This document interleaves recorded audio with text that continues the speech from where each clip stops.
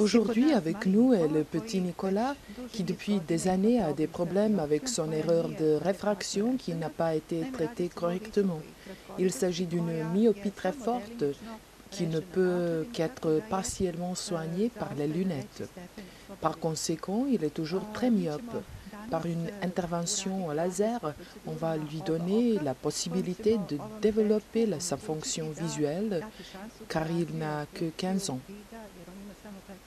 On demande à sa mère, Slavica, quand elle s'est aperçue pour la première fois que son fils avait des problèmes avec sa vue. En 2001.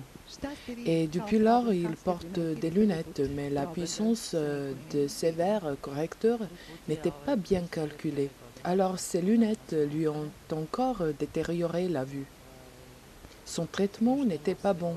Les docteurs ne voulaient pas même nous informer sur la possibilité de l'opération et que cette opération se faisait chez nous aussi, pas seulement à l'étranger.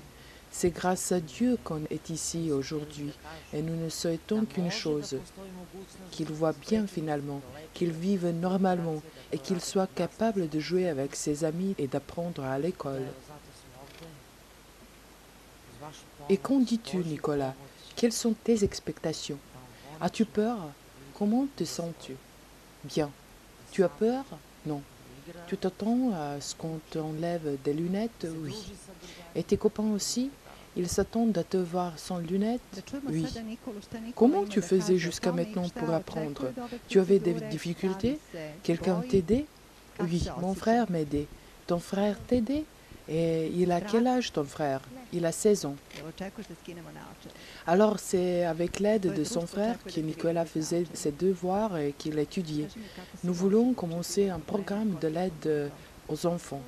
C'est une action humanitaire par laquelle nous voulons aider Nicolas de cesser de porter ses lunettes, pas pour des raisons esthétiques, mais pour des raisons fonctionnelles, parce que sa myopie forte de -12 ne peut pas être traitée correctement par des lunettes, encore moins avec la puissance des verres correcteurs mal calculés, ce qui l'a empêché de développer ses capacités visuelles. En même temps, par ce programme, nous voulons offrir à tous les enfants d'ici un bon traitement de myopie. Les expériences des professeurs connus, tels que le professeur Altrata et bien d'autres, nous ont démontré que ce traitement est bien possible et efficace si l'on commence le traitement à temps. Merci. 2 mois après, quel type de lunettes as-tu porté jusqu'à maintenant? Les lunettes au verre correcteur. Et quelle est la différence maintenant que tu ne les portes plus?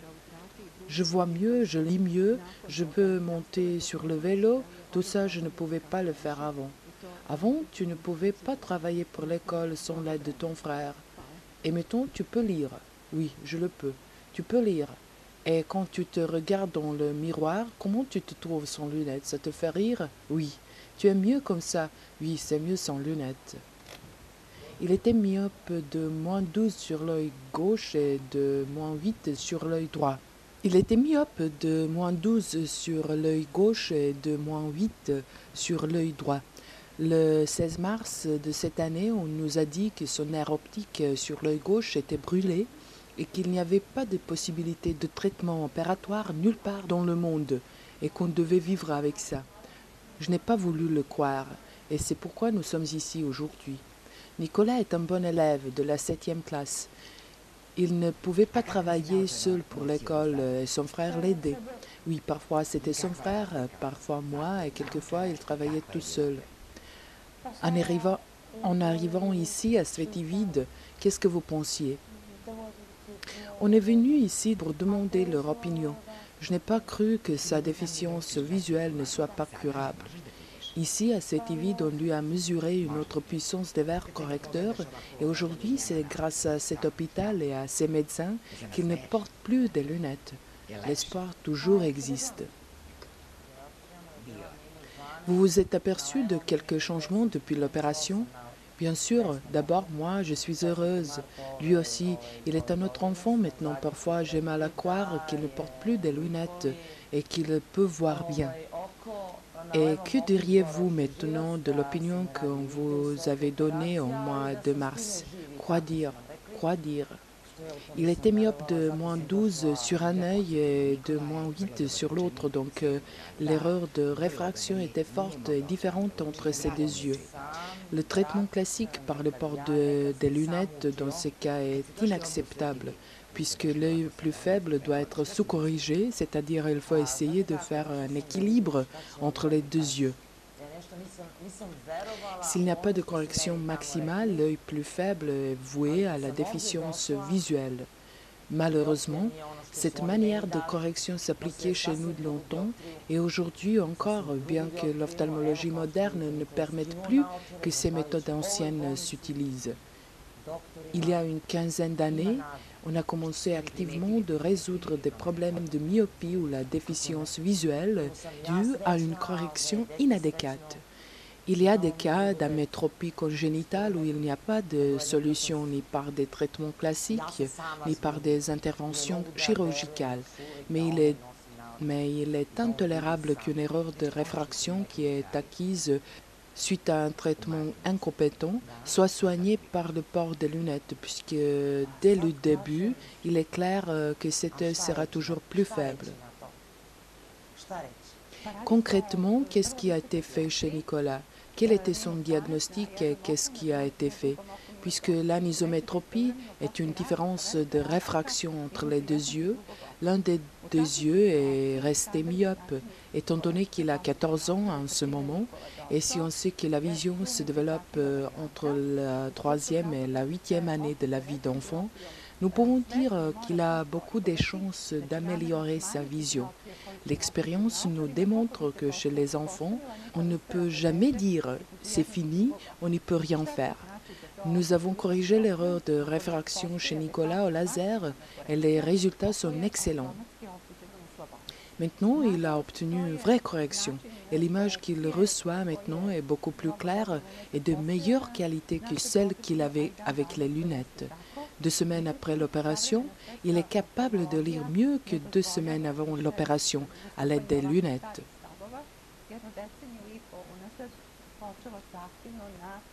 C'est une grande réussite puisqu'il n'a que 14 ans et une erreur de réfraction grande et différente entre les deux yeux. Quel est votre conseil aux parents dont les enfants souffrent d'anisométropie et ont une grande erreur de réfraction?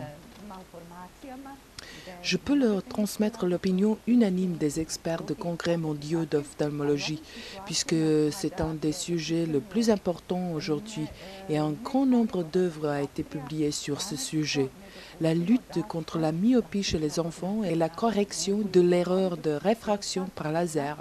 L'avis général, c'est que le traitement doit se faire le plus tôt possible, surtout s'il y a une grande différence d'erreur de réfraction entre deux yeux. Il s'agit de l'anisométropie amblyogène de myope et je dis ça pour les ophtalmologues qui suivent ce programme.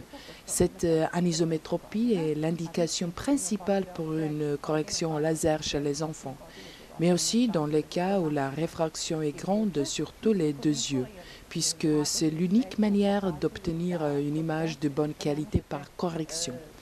Les lentilles de contact ne se pratiquent pas chez les enfants si petits et les lunettes déforment la perception d'une certaine manière et l'information que le cerveau reçoit ne correspond pas parfaitement à la réalité. Donc la correction laser reste l'unique solution. Bien sûr, on ne s'arrête pas là si l'enfant a une grande anisométropie. Il faut que les parents comprennent que les traitements doivent se continuer, que l'œil préférentiel doit être couvert pour faire possible à l'œil plus faible de voir. Si par la correction de l'erreur de réfraction, on a diminué cette erreur, cet œil pourra développer sa fonction visuelle. Si l'on prescrit le port des lunettes, l'enfant restera toujours affecté d'amétropie. Pa vidite, ja mogu da dam savjet onako kako je proglašeno na velikim svetskim kongresima, jer to je danas uveliko top tema sa velikim brojem radova na najvećim svetskim kongresima, upravo borba protiv slabovidosti na ovaj način i primjena lasera u korekciji dioptrije kod dece. Dakle, tamo je stav, svetski stav, savremene oftalmologije, da se mora početi što ranije u situacijama kada postoji ovako velika razlika, znači to je takozvana ambliogena miopna anizometropija.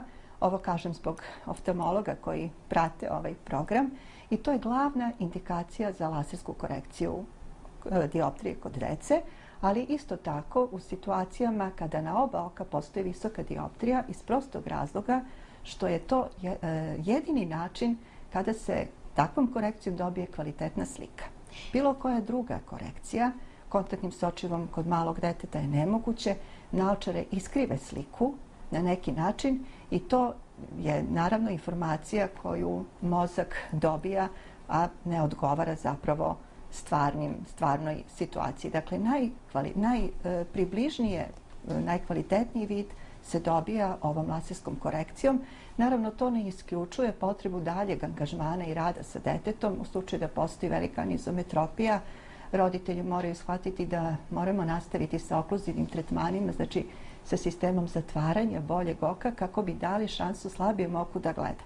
Ako skinemo tu visoku dioptriju, to oko će moći da iskoristi svoje vidne potencijale. Ako stavimo naočare sa podkorigovanom, sa smanjenom dioptrijom, mi smo to dete već u startu osudili na slabovitost.